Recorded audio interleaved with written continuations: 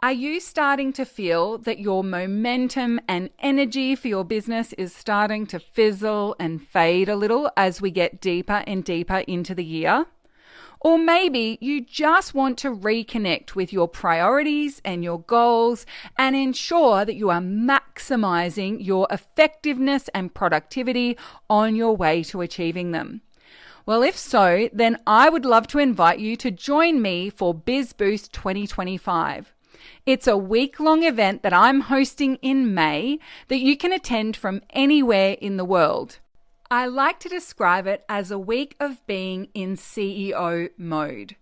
Every day, we focus on a particular area that's going to contribute to the growth and momentum of your business, and we take action together right there on the call. Make sure that you head to tashcorbin.com/bizboost to check it out and grab your ticket because early bird is closing soon. That link again is tashcorbin.com/bizboost. This episode of the Heart Centered Business Podcast is a little bit out of the box because I actually already sent this as an email on the 7th of April. But I sent this email, which was a long form written love note of sorts, to my mailing list, and it has had the highest response rate via messages and return emails of any of my emails in the last 3 years. So because it resonated so much, and I had one very special request to record this as a podcast so that they can listen to Tash tell them this story through the lens of love over and over again, I decided to record this as a podcast episode. So this is episode number 475 of the Heart Centered Business Podcast. You can find all the relevant links and the show notes for today's episode over at tashcorbin.com/475. Today, I want to share with you the antidote to all of the economic doom and gloom that you may be hearing about in the news cycle, on social media, in your conversations with friends and family, and generally just everywhere you turn. So if you're looking for a little turnaround to the economic doom and gloom, this podcast is going to be super helpful. Let's dive in. Hello, I'm Tash Corbin, a business strategist and mentor based on the Sunshine Coast in Australia. The mission of this podcast is to help heart-centered entrepreneurs to make more money, and in doing so, change the world for the better. This podcast was recorded on the lands of the Gubbi Gubbi and Jinnaburra people. Always was, always will be Aboriginal land. So as we are subjected to more economic doom and gloom messaging consistently right now, I wanted to share an out of the usual podcast episode. Firstly, I want to acknowledge that economic pressure looks really different for people in different financial situations. When you're struggling to cover your bills or you are neck deep in debt trying to survive, seeing people online whinge about their multi-million-dollar investment portfolio losing value can cause major eye roll. So I want to share with you in different categories, different pieces of advice based on those different financial situations.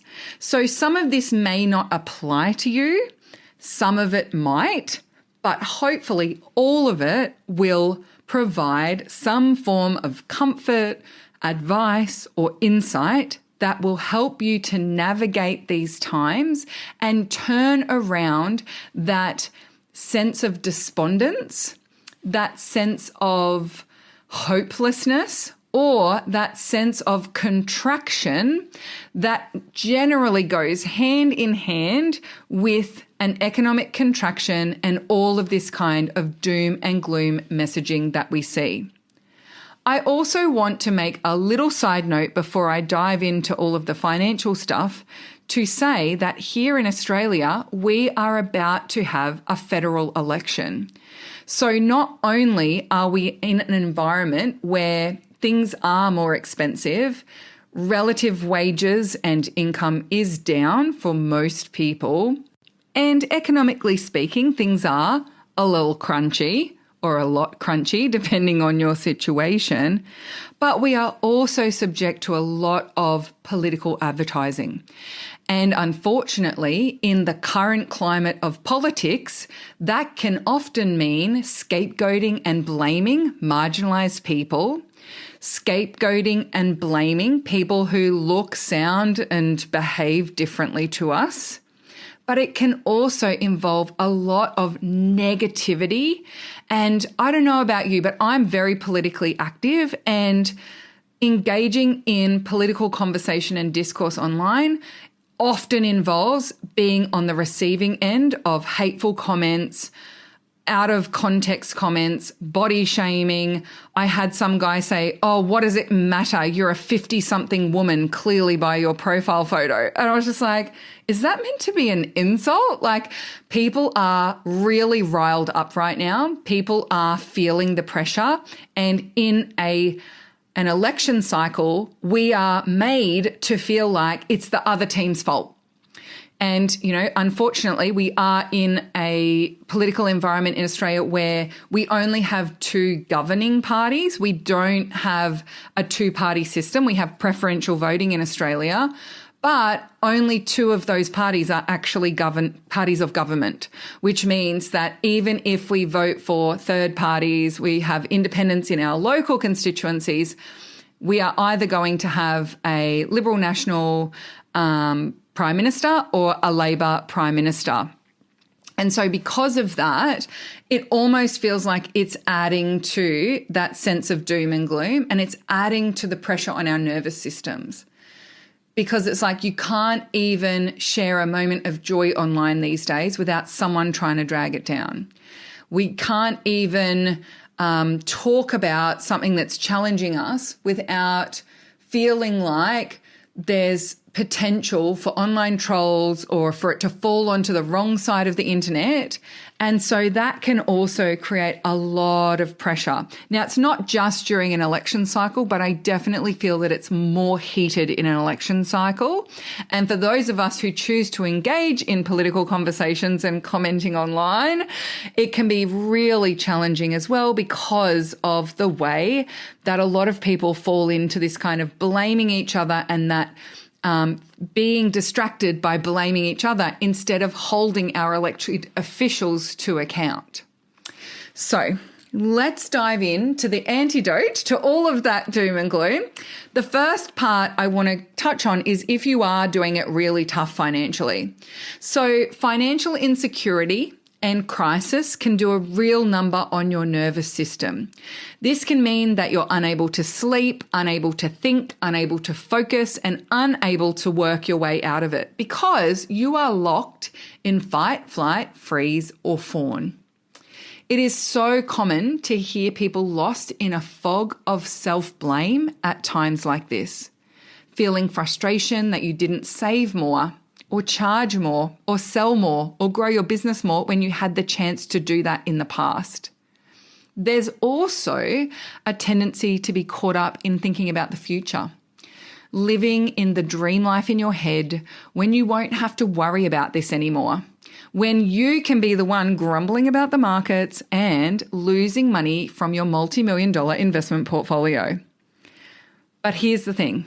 In both cases, you're not being present. You're either focusing on the past with a sense of lack, i.e. I lacked doing things, I didn't do enough or I didn't do it correctly, or focused on the future through a lens of lack. I don't have that now. I can't wait until I have that, but I don't have that now. But guess where you're actually living? You're actually right here, right now. So if there is one thing I can encourage you to do during this crisis, let's call it that, right? If you're really doing it tough financially, it is a crisis.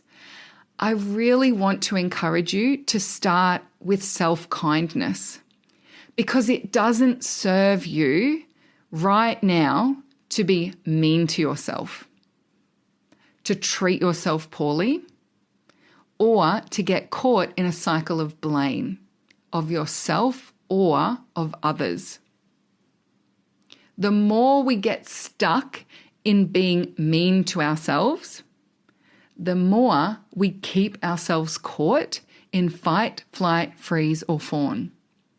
The way to creating regulation in your nervous system, the way to creating a sense of possibility and allowing somewhere other than your amygdala, your lizard brain, to have some blood flow and some action in your brain is to create a sense of safety and security. And when you don't have financial safety and security, it can be very easy to fall into the trap of thinking that there is no opportunity for you to feel safe and secure. But you can create safety and security for yourself internally, i.e., I'm not going to blame myself. I'm not going to be mean to myself. I am going to be loving, unconditionally loving of who I am, my actions in the past, and who I am right now. What resources I have right now. You do have some spectacular resources at your disposal. That brain of yours is one of them. Your experience is also another. Your skills and education, they are fabulous resources. The community that you have access to tap into, whether that be in real life or online or part of the heart-centered community, whatever it might be, there are some spectacular resources at your disposal. But the longer you stay being mean to yourself, blaming yourself, depriving yourself, making yourself stay up late, trying to solve these problems and not getting the sleep and the nutrition and the baseline hydration your body needs, the harder it will be for you to put those resources to use. So your number one job right now is to do everything through the lens of self-love and kindness. And the more you can practice and find ways to do that, the more likely you are to be able to problem solve and work your way through it. Now, if you are in a cycle of self-blame, I want to be 100% clear in saying you did not manifest this situation, nor is this a time for self-blame. You have not created this pressure on yourself simply because you have a lack mindset. Times of economic pressure are often the most fruitful for get-rich-quick schemes and sellers who don't have your best interests at heart. And that is not a coincidence. Just as importantly, it might also feel like every second is critical and there is no time to waste on things like rest, reflection, regulation, or planning. But taking time to regulate your nervous system, look after your physical and mental well-being, and get a clear head is often the best way to assess your situation, get clear on a strategy, and then start taking action. I've got some practical strategies that I'm going to include in this podcast, but I wanted to talk about getting centered first because it makes a world of difference to your effectiveness in decision making and implementation. I also want you to pay attention to your thoughts and feelings, not numbing them or distracting yourself from them. Are you scrolling socials hoping to find a savior, that get-rich-quick opportunity, someone who will sort this out for you? Are you living in the past or the future rather than being present? Are you treating yourself well or falling into self-blame and criticism? What is the kindest, most loving way you could support and mentor yourself through this situation? And when I say trust me, the kindest and most loving way is actually the smartest way to do it, I know that because I've tried the not so kind and not so loving way far more times than I care to admit. And from my own experiences, as well as those of my clients, friends, and those around me, I know it's always the smartest way to do it when you do it through kind, self-loving strategies. Yes, you are an entrepreneur and you can create financial security and stability. You can make things up in your brain and make money selling them. It is spectacular. It is amazing. There is so much possibility. And yes, there are epic strategies that are available to you to recession-proof your business and your personal finances. Yes, there is a big difference in how you approach these challenges when you're in a great headspace and feeling positive. So it is important to work on your mindset. But white-knuckling your way through it with frustration and fear, blaming yourself for being in this situation and getting cranky at yourself if something doesn't work overnight is not the solution. Turning this into I must still be stuck in a lack mentality. This is my mindset. I'm doing everything wrong is the opposite of the mindset work you need to be doing right now. The mindset work that you need to be doing right now is the lens of love, the lens of kindness. The mindset work that you need to be doing right now is getting yourself to the point of feeling safe and secure in your own body, in your own brain. That doesn't come from being mean to your body, being mean to your brain, arguing with yourself. Be kind to yourself is the first rule when navigating tough times. If you want to bring in a short-term cash injection, my key pieces of advice at a time like this are, number one, remember that the people most likely to buy from you are your hottest audience, not strangers on the internet. So if you are looking for a short-term cash injection, make sure that you are focusing on the right people in your audience. That is your hottest audience, not trying to grow your audience with strangers on the internet. In most businesses, it's actually easier to sell a high-ticket offer to a few people than it is to sell a low-ticket offer to hundreds of people. Number three, there's a huge temptation to believe that no one has money. No one can afford to buy from you. No one is interested, especially when you are struggling to make ends meet. But it can be absolutely derailing to the exact thing that you want to grow, your income. Number four, when there's economic pressure, your value proposition and messaging are critical.